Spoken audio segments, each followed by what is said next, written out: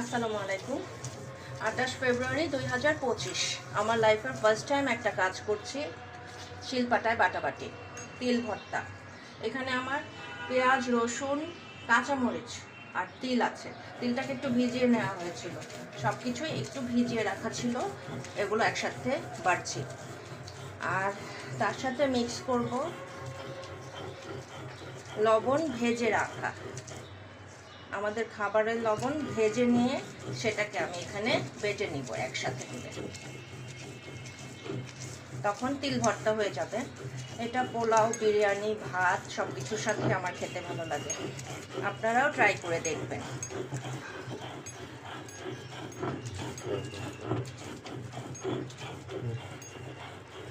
ওকে, সবাই ট্রাই করবেন। আজ এ পর্যন্তই, বাই।